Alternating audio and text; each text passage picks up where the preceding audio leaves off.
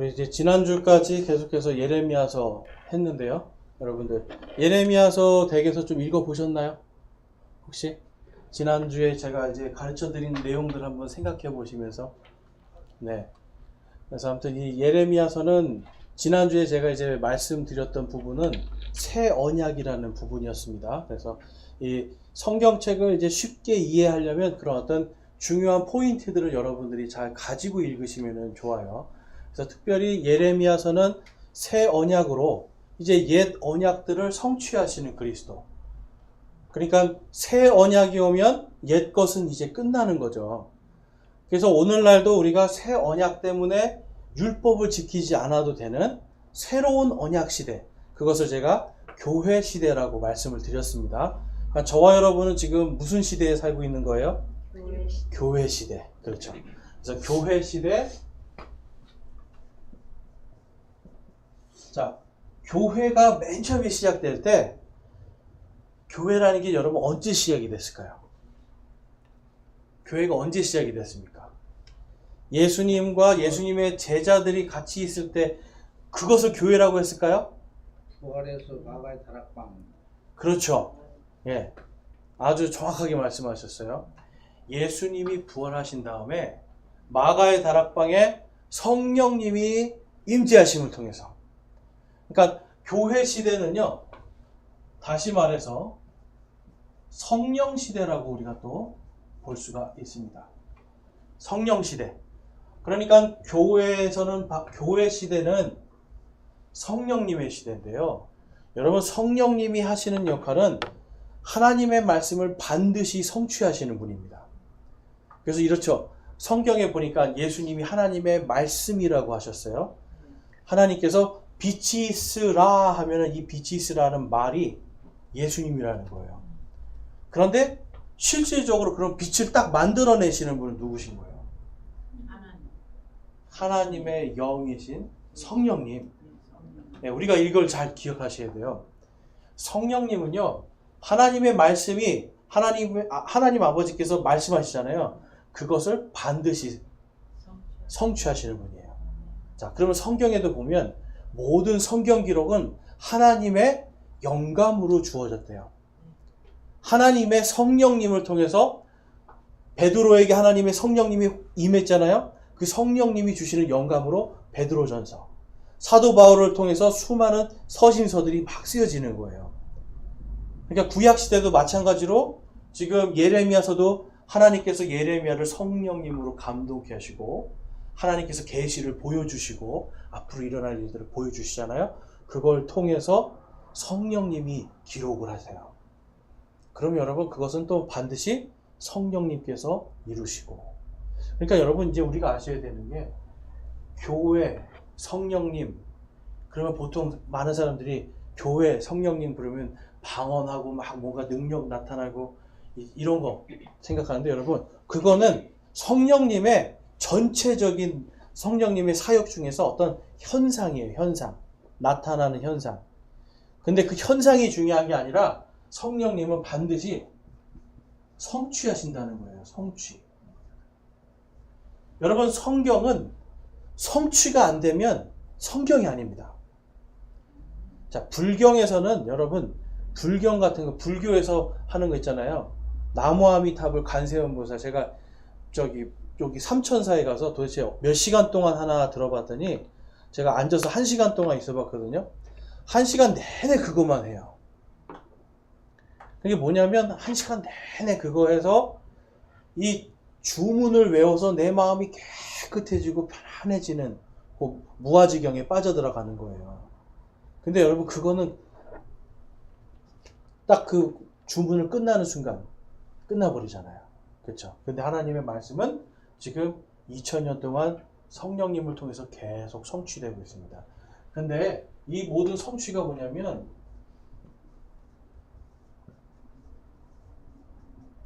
제가 새 상속 언약이라고 말씀드렸어요. 신약은 바로 이 새 언약, 새 상속 언약을 통해서 지금 그것이 이루어지는 시대다. 그것을 이제 우리가 알 수가 있고요. 하나님께서 제가 이제 말씀드린 것처럼 전에도 한번 말씀드렸죠. 여기 언약이 있고요. 그 다음에 여기 왕국이 있습니다. 그 다음에 경륜이 있어요.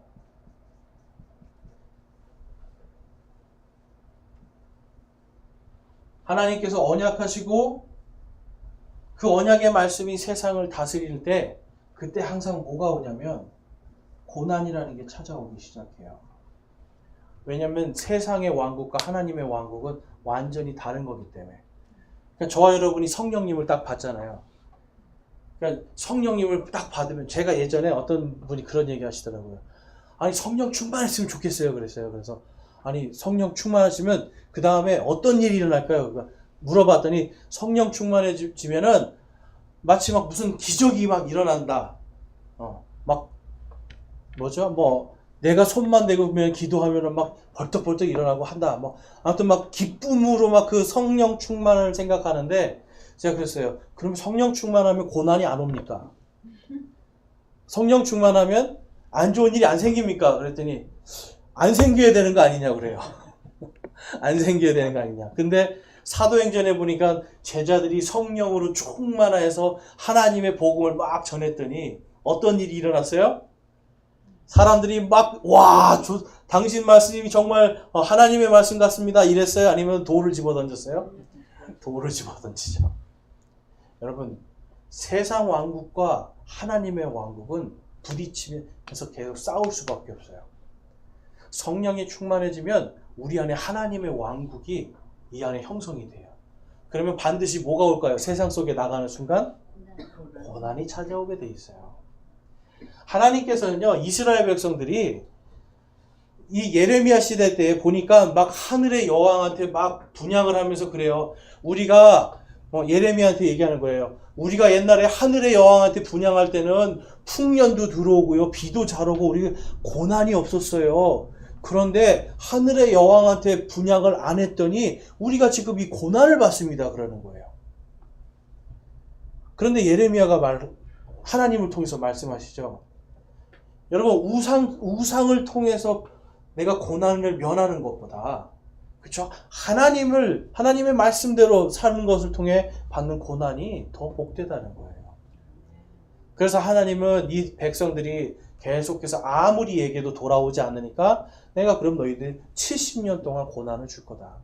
그 땅을 70년 동안 완전히 황폐하게 만들 것이고 너희는 포로로 잡혀갈 것이다. 포로로 잡혀갔는데 다니엘서에 가봤더니 여러분 다니엘이 누구 밑에서 일을 했냐면 바로 느부갓네살 왕, 이 왕의 내시 밑에서 일을 했어요. 그럼 여러분 다니엘이 뭐였다라는 거예요? 내시였다는 거죠. 자기가 원한 거예요?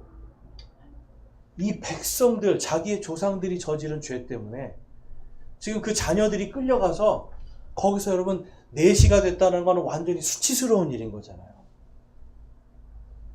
그러니까 멸망한 것도 수치스러운 일인데 가서 내시가 돼서 외국의 그 다른 나라의 왕을 섬겨야 되는 이러한 수치 속에서 살아가야 되는데 그 고난 속에 살아가는데 하나님께서 거기서 다니엘에게 하나님의 왕국을 보여주시잖아요. 결국은 느부갓네살 왕도 야 다니엘 너의 하나님은 진짜 참 하나님이시다 고백하게 되고 나중에 바빌론을 무너뜨린 페르시아 왕도 이 다니엘의 하나님이 정말 참 하나님이시다 찬양을 하는 일이 생기는 거예요. 고난은 있었는데 거기에 하나님의 왕국이 생겨요. 그런데 이 모든 걸 봤더니 하나님이 미리 언약하신 것들 지금 예레미야에서 언약한 것들이 그대로 성취가 되잖아요. 경륜으로 하나님의 경륜 안에서. 그래서 여러분 이게 보니까 약간 삼위일체 같은 느낌이 들죠. 네. 하나님은 항상 이 성경 말씀이 언약과 왕국과 경륜이 요 방향으로 가지만 또 요 방향으로도 갑니다. 그러니까 이 세 가지가 항상 같이 있는 거예요. 그럴 때 하나님의 경륜이 완성이 되는데 거기 이제 예레미야서의 구조를 좀 보시면 예레미야서 39장에 가면은요 25장에서 하나님께서 70년 포로 생활을 할 것이다 라고 하는 이 예언이 드디어 시작되는 게 나타납니다. 하나님께서 언약하셨는데 드디어 이제 하나님께서 그것을 성취하시는 거예요. 그런데 여러분 70년의 고난이 반드시 있어야 되죠. 거기 사진 한번 보세요. 사진을 보시면 예레미야가 처음 활동하던 시절에는 아시리아라는 나라가 가장 강력한 나라였습니다. 아시리아는 그 위에 보면 니느웨라는 도시가 있죠. 네. 여기가 바로 이 요나라는 사람이 가서 복음을 선포했던 곳이에요. 아시리아의 수도입니다. 그리고 그 밑에 보면 바빌론이라고 제가 빨간 점 해놨죠. 네.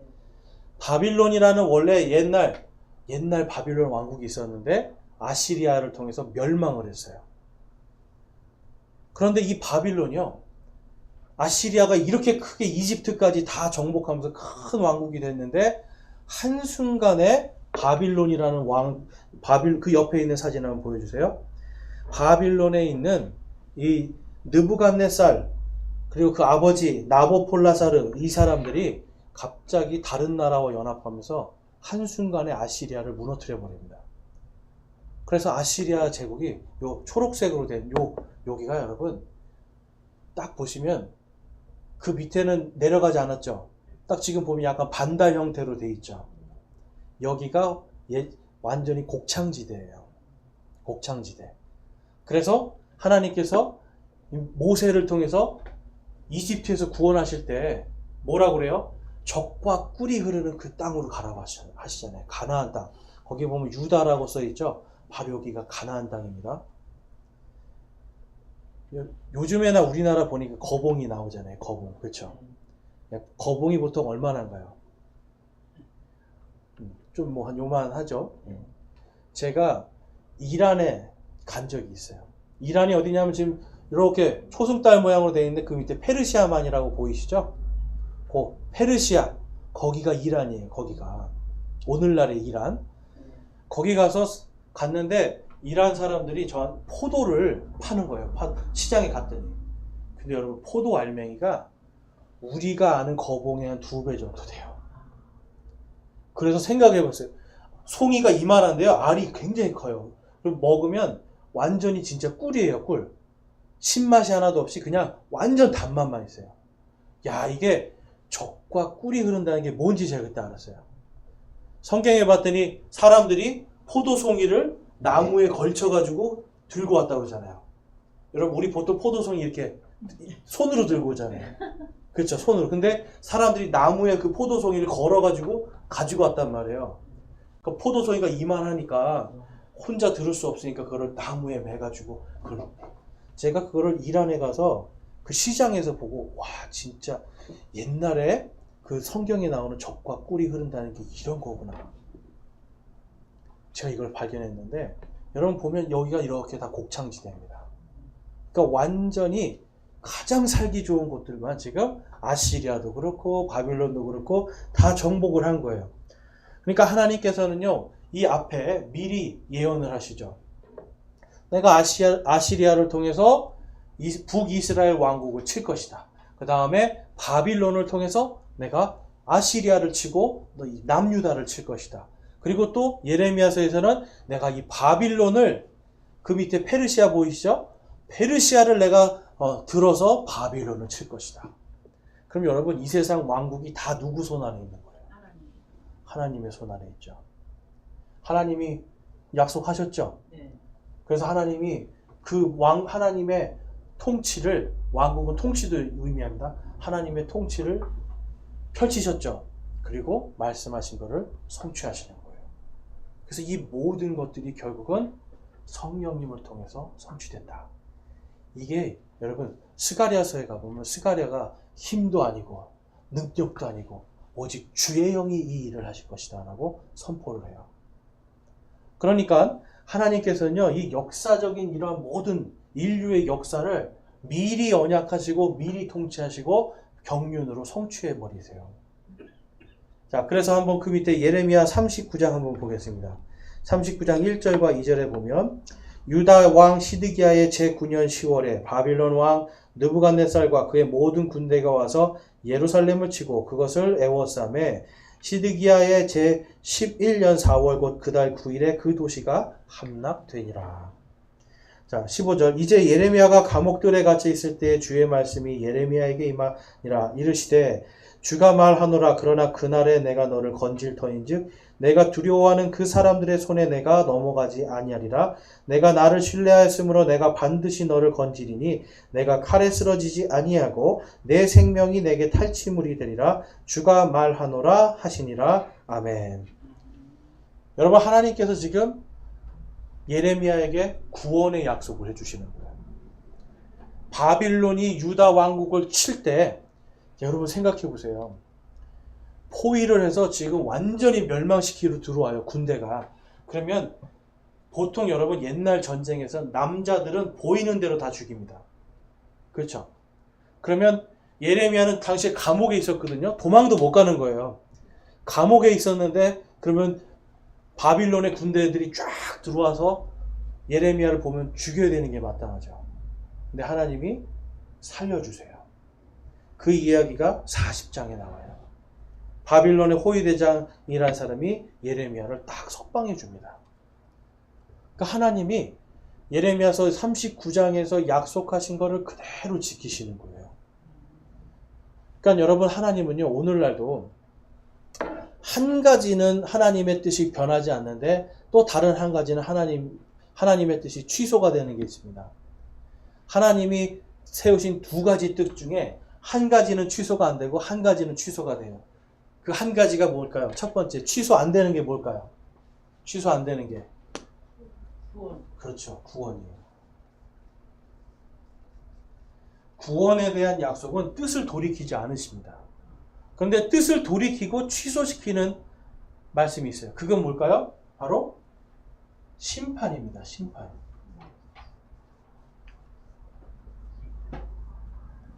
여러분, 하나님의 사랑이 왜 큰 줄 아세요? 내가 구원하겠다는 뜻은 절대로 돌이키지 않으세요. 그런데 심판의 뜻은 돌이키세요. 그래서 우리가 뭘 합니까? 날마다 하는 게 있어요. 기도할 때. 그렇죠. 회개. 빨리 하나님께 회개하면서 하나님, 제가 잘못했습니다. 제가 정말 죄인입니다. 하나님 용서해 주세요. 이거는 하나님을 두려워하는 거잖아요. 심판을 두려워하는 거잖아요. 그럼 하나님은 그 두려움을 네가 나를 사랑하는구나 라고 말씀하시는 거예요. 그래서 심판은 돌이키십니다. 그런데 여러분, 끝까지 참다가 하나님께서 이 사람은 정말 심판을, 고난을 살짝 당해야, 그래야 나를 믿겠구나라고 한다면 고난을 또 주시기도 해요. 근데 여러분, 회개하고 돌이킨 사람의 고난과 아예 내가 무슨 죄를 저지르는지도 모르고 그냥 막 저지르는 사람과 다르겠죠. 그러니까 하나님의 심판이 오기 전에 빨리 회개하고 돌이키는 것이 가장 빠른 일입니다. 자, 그런데 예레미야에게 하나님께서 이제 기도하고 이제 이 예레미야가 막 하나님 앞에서 막 눈물로 기도를 하거든요. 자기 민족들을 위해서. 그런데 예레미야가 그거를 너희들이 이제는 회개해야 된다고 아무리 외쳐도 이 사람들은 오히려 예레미야 3장에서는 푸른 나무를 막 섬기고 그 다음에는 또 하늘의 여왕을 막 섬기고 이러한 일들이 있었던 거예요. 그러니까 결국은 언약도 버리고 하나님의 통치도 버리니까 결국은 하나님의 심판의 경륜밖에 남지 않아요. 언약도 믿고 하나님의 통치도 믿으면 구원의 경륜만 남아요. 그런데 언약을 버리고 통치도 버리면 하나님의 심판의 경륜밖에 남지 않아요. 그럼 여러분, 성경에는 심판이 기록되어 있습니까? 없습니까? 기록되어 있죠. 그러니까 여러분, 그 기록되어 있는 심판을 면하기 위해서는 빨리 하나님께 회개하고 하나님을 두려워하는 게 가장 빠른 길입니다. 자, 그래서 이제 거기 이제 역사적인 배경 그렇게 봤고요. 자, 43장 예레미야서 43장 7절 말씀 같이 한번 읽어보겠습니다. 시작. 이처럼 그들이 이집트 땅으로 들어갔으니 이는 그들이 주의 음성에 순종하지 아니하였기 때문이더라. 아멘. 이스라엘 백성들이 예레미야를 찾아와요. 지금 막 다 망했잖아요. 자, 여러분, 이 망한 걸 보면서 하나님의 말씀이 성취됐구나. 지금 봤단 말이에요. 그런데 우리가 어떻게 하면 좋겠습니까? 그랬더니 하나님이 예레미야를 통해서 너희들 이집트로 내려가지 말아라 그래요. 그냥 여기 머물러라. 지금 예루살렘이 완전히 황폐됐지만 그냥 여기 머물러 살으라 그래요. 근데 생각해 보세요, 여러분. 거기에는 지금 성벽도 없고 외국 군대가 지금 막 들어와 있어요. 정복자들이. 두렵겠습니까? 안 두렵겠습니까? 두렵죠. 막 두렵고 떨린 거예요. 우리나라 치면 지금 6.25 때 서울이 완전히 함락이 되고 인민군들이 있는데 하나님이 남쪽으로 도망가지 말고 그냥 여기 있으라고 하는 거랑 똑같아요. 그러니까 사람들이 물어봤는데 예레미야가 하나님의 뜻은 여기 머물러 있는 겁니다. 그랬는데 어떻게 해요? 아니야. 나는 그 하나님의 그 말을 내가 믿을 수가 없어. 그래서 이집트로 도망가 버려요. 그래서 하나님께서 또 한 번 그들에게 심판을 내리시는 거예요. 이집트 가지 말라고 했는데 또 이집트 가는 거예요. 여기서 우리가 알 수 있는 게 있습니다, 여러분. 우리가 아는 것과 실천하는 게 다른 믿음이 있다는 거예요. 자, 분명히 보았죠? 말씀하신 대로 바빌론이 와서 다 멸망시키는 거 봤잖아요. 미리 다 알고 있었잖아요. 그런데도 하나님의 말씀은 또 어겨버리는 거예요. 그래서 여러분, 성령의 사람들은 우리가 성령님을 믿는다라고 하는 거는 뭐 성령님의 어떤 기적을 믿는다 이런 차원이 아니라 하나님의 말씀을 믿고 순종하는 거예요. 순종하는 거에서부터 믿음이 시작됩니다. 그러니까 순종하는 것이 순종하는 사람은 성령으로 충만해져요.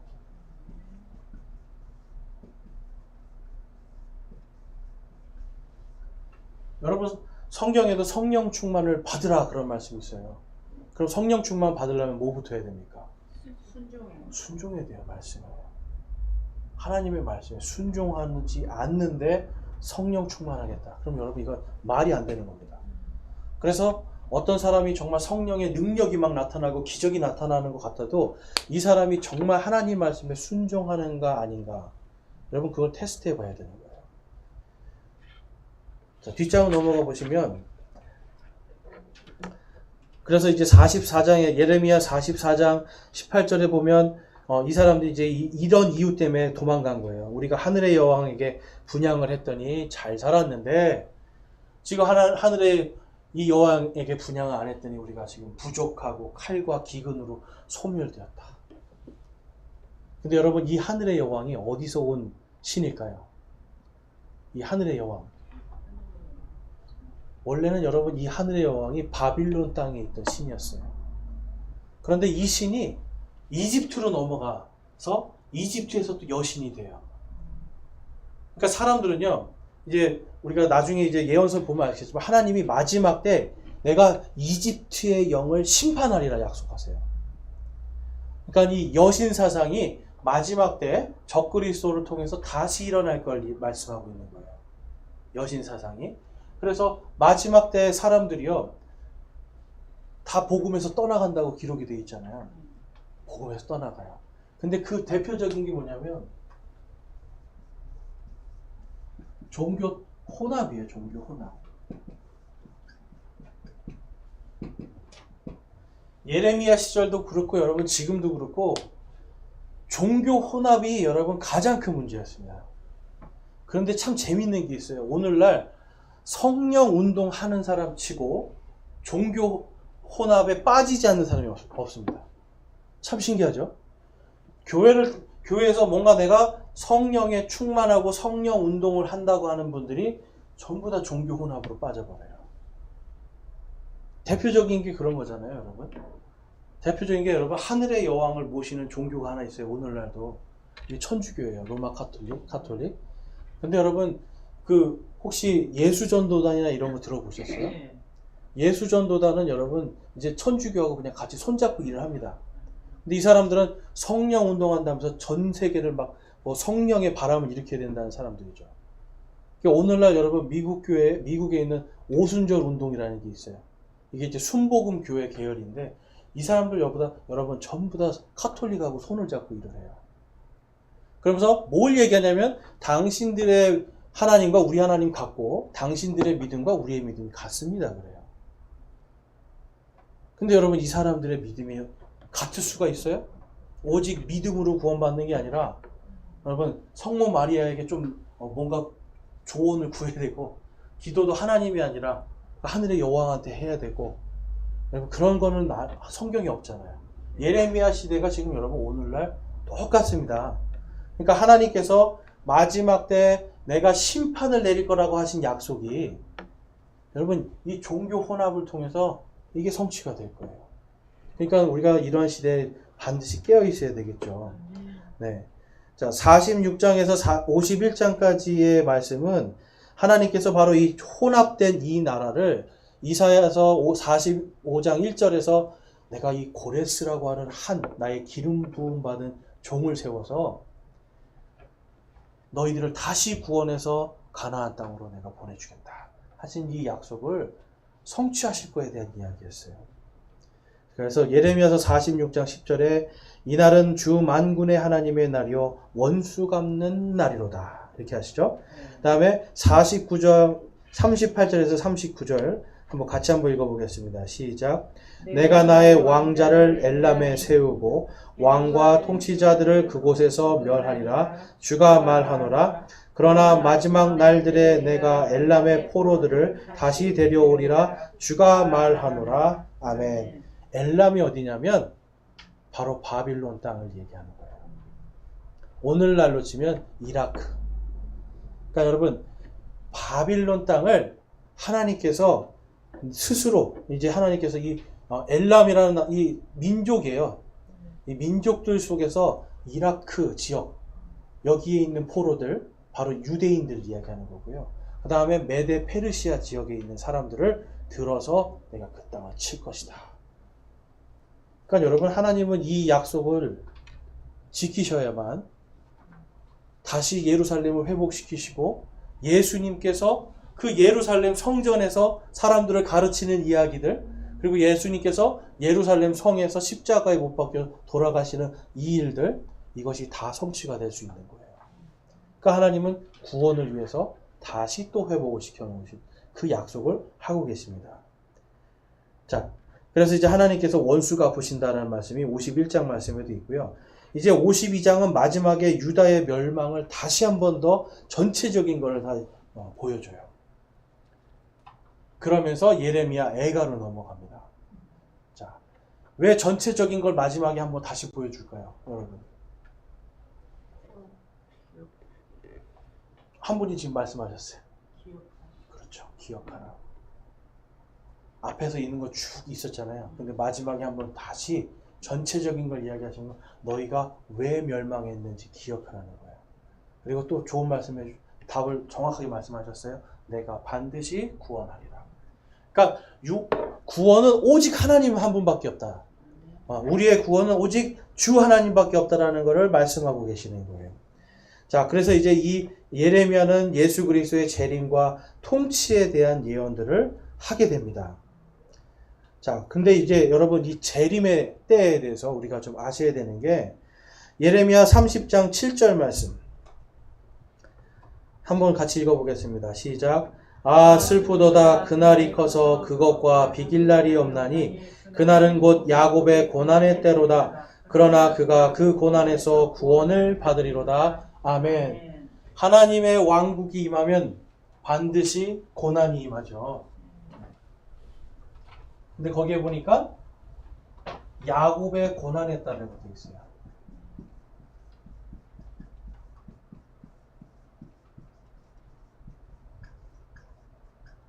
자, 야곱이 원래 이름이었죠. 네. 근데 야곱이 야복 강가에서 천사와 씨름해서 딱 이깁니다. 그리고 나서 이름이 바뀌어요. 그 이름이 이스라엘이에요.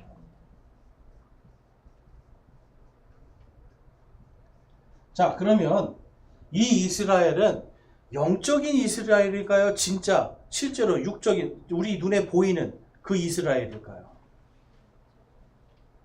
이 이스라엘은 지금 하나님이 야곱의 고난의 때가 있을 거라고 말씀하시잖아요.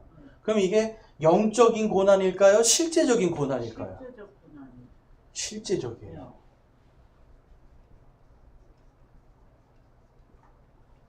이것을요, 여러분, 이 야곱의 고난의 때를 카톨릭 교회에서 예전에 어거스틴이라는 사람이 이거를 영적인 고난으로 본 거예요.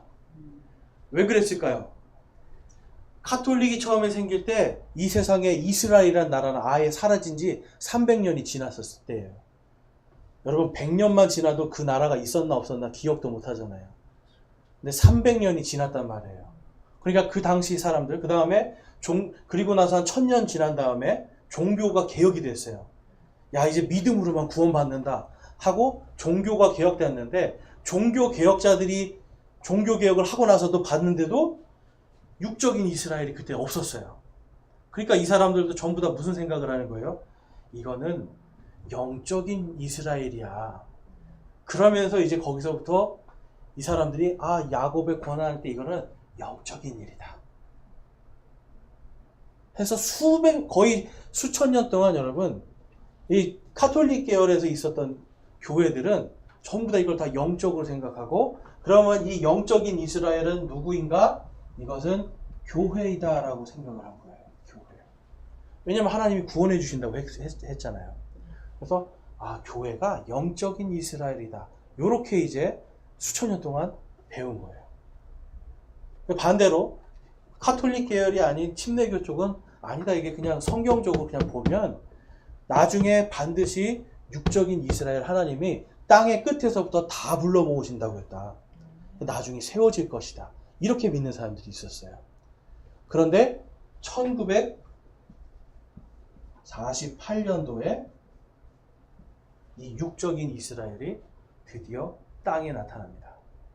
하나님께서 땅의 끝에서부터 사람들을 다 불러 모아가지고 예루살렘을 다시 회복시키시고, 하나님께서 약속하신 대로 그대로 사람들이 와서 평화롭게 들어와서 그냥 나라를 딱 세워버린 거예요. 그러니까 여러분 이제 1948년 이후부터는 사람들이 이제 뭘로 싸우기 시작하겠어요? 야, 그동안 우리는 영적인 이스라엘인 줄 알았는데 진짜 이스라엘이 섰네 하면서 이제 교리적인 걸로 그때부터 싸우기 시작하는 거예요, 사람들이. 교회 안에서. 그래서 어떤 사람들은 계속해서 아직도 아니다, 영적인 이스라엘이다. 그래서 영적인 이스라엘, 우리가 바로 이 교회가 마지막에 이 교회가 온 땅을 다 다스리고, 교회가 온 땅을 다스릴 때 예수 그리스도께서 오실 것이다. 이렇게 믿는 사람도 있었어요. 왜냐면 이 복음이 온 땅에 선포가 돼야 그제야 그때 끝이 나리라, 그리고 예수님이 다시 오리라 하신 말씀이 있거든요. 근데 여러분 벌써 세워져 버린 거예요. 그럼 지금이 무슨 때인 거예요? 지금 야곱의 고난의 때는 사실 여러분 아직 오지 않은 겁니다. 그럼 이제 앞으로 야곱의 고난의 때가 와야 되겠죠. 그러면 이 야곱의 고난의 때는 우리 교회의 고난의 때입니까? 아니면 실제적인 이스라엘의 고난의 때입니까? 요걸 여러분들이 잘 기억하셔야 돼요. 이 세상의 거의 모든 이단들은 야곱의 고난의 때를 바로 영적인 이스라엘, 교회 우리다 이렇게 생각하면서 지금이 바로 환란기, 지금이 바로 다니엘서에서 나오는 7년 환란기다 이렇게 가르치는 거예요. 그러니까 7년 환란기에 들어가면 막 성경에 나오거든요. 목베임 당해야 구원받고요. 뭐 666 표를 안 받아야 구원받고요. 뭔가 막 행위를 해야 구원을 받거든요. 그러니까 신천지에서도 지금이 바로 환란기니까 자기네 교회에 와서 여기서 뭔가 시험을 보고 통과하고 막 뭐 깨달음을 많이 얻고 다 행위로 뭔가 해야 구원받잖아요. 재산을 다 바쳐야 구원받고. 또 영적인 이스라엘을 믿고 있는 천주교회도 마찬가지죠. 뭔가 내가 재산을 갖다 바치고 뭔가 내가 선한 일을 해서 완전함에 이르러야 연옥에서 조금 짧아지고 천국 가고, 만약에 이게 안 되면 연옥에서 몇백 년 동안. 연옥이 뭔지 감이 보세요, 여러분? 그림을 봤더니 지옥은 완전히 뜨거운데 펄펄 끓는데요. 근데 연옥은 덜 뜨거운데. 그러니까 지옥은 아름목이고요. 연옥은 그 아름목 옆에 좀 덜 뜨거운데. 그러니까 거기서 지옥에서는 아 뜨거워 죽겠네 막 이런 거고, 연옥 가면 아이고 뜨거워라 아이고 뜨거워라 이러고 몇백 년 동안 살아야 되는 거예요. 죄가 씻길 때까지. 그러니까 여러분, 사람들이 어떤 생각을 하겠어요? 복음이 사라져버리기 시작합니다. 그래서 결국은 여러분, 이단들도 똑같이 하는 말이 뭐냐면 우리 교회를 통해서 구원받는다 얘기를 해요. 그렇죠? 자기네 교회에만 와야 시대. 그러니까 신천지에 있다가 뭐 하나님의 교회 가면 또 구원 못 받고요. 그러니까 이 교회로 왔다 갔다 하면 구원을 못 받는 거예요. 자, 근데 우리는 어때요? 하나님의 말씀에 있는 복음은 오늘 침례교회에 있다가 내일 장로교회 가면 구원 못 받아요? 전혀 상관없는 거잖아요. 구원은 오직 성령님이 우리를 인치심을 통해서 어디에 있든지 하나님이 내가 구원하리라 약속하신 건 결코 취소하지 않는 거예요. 거기에는 뜻을 돌이키시지 않는 거예요. 지금 그래서 여러분, 하나님께서는 야곱의 고난의 때 이걸 말씀하시면서 정확하게 알려주시는 거예요. 그때는 따로 정해져 있다. 네. 다니엘서에 가보면 바로 이런 말씀이 있습니다. 다니엘서 9장 26절에서 27절에 가보면 62일의 후에 메시아가 끊어질 터이나 자기를 위한 것은 아니니라. 장차 임할 통치자의 백성이 그 도시와 그 성소를 파괴하려니와 그것의 끝에는 홍수가 있을 것이며 그 전쟁이 끝날 때까지 황폐하게 하는 것이 작정되어 있느니라. 그가 많은 사람과 한 이래 동안 언약을 확정하리니 하면서 이게 뭐냐면 예수님이 돌아가시는 걸 이야기하고 있어요. 자, 메시아가 끊어질 터이나 자기를 위한 것은 아니래요. 그러면 메시아는 바로 그리스도를 이야기하거든요. 예수님. 예수님이 누구 때문에 돌아가셨어요? 저희 때문에 돌아가셨죠. 저희 때문에. 예수님이 돌아가시고 나서 40년 뒤에 예루살렘은 예수님이 말씀하신 대로 완전히 황폐가 하게 됩니다. 자, 그럼 오늘날은 예루살렘이 황폐하게 돼 있나요? 안 돼 있나요? 오늘날도 여러분, 저기서 지금 이 황폐하게 된 건 뭐냐면 성전 이야기하는 거예요. 성전. 예루살렘에 하나님의 성전이 지금 세워지지 않았죠. 하나님의 성전이 아니라 거기에 이슬람 사원이 세워져 있죠. 그러니까 하나님께서 마지막 때까지 황폐하게 하는 것이 작정되어 있다고 말씀해요. 작정. 그러니까 하나님께서 여러분 그러면 마지막 때가 임할 때, 이 야곱의 고난의 때가 임할 때의 사인이 뭐냐면 바로 예루살렘에 성전이 세워지는 그게 사인이에요, 여러분. 그래서 여러분, 우리 미국의 트럼프 대통령이 있을 때 그때 한번 유대인들이 여러분 뭘 했냐면 트럼프가 막 이스라엘의 수도를 이제는 예루살렘으로 한다 그래가지고 난리가 났어요, 전 세계가. 여러분, 그 나라가 자기 수도를, 우리나라 수도를 대구로 옮긴다고 전 세계가 난리가 나요, 안 나요? 아무도 그럼 옮기세요, 알아서 하세요. 근데 유일하게 이스라엘만 예루살렘에 수도한다 그러면 전 세계가 다 반대를 해버려요. 안 된다, 안 된다. 왜 그래요? 예루살렘이 수도가 되면 성전을 세우는 일을 해야 되고, 그러면 아는 거예요. 성경에 있는 그 전쟁이 일어난다. 3차 대전이 일어난다 생각하는 거예요. 여러분, 예루살렘에 그래서 하나님께서 마지막에 적그리스도라는 인물이 나오는데, 이 사람은요, 여러분, 가짜 평화의 사도예요. 그래서 온 세상을 다 이 사람이 그래 평화롭게 하자 하면서 사람들을 구슬려서 예루살렘에 성전을 세우게 합니다. 그러니까 여러분, 누군가가 막 평화를 이야기하면서 예루살렘에 성전 세우겠다고 하면 그 사람이 누구라는 사인이에요? 적그리스도. 그러한 것들이 있다, 그러한 이야기를 들려온다면, 야, 정말 예수님께서 오실 때가 가까이 왔구나. 그래서 여러분, 성전이 세워질 때 이야기가 이제 27절에서 그가 많은 사람과 한 이래 동안 언약을 확정하리니, 한 이래는 여러분 일주일 이야기하는 건데요. 이게 7년입니다. 7년.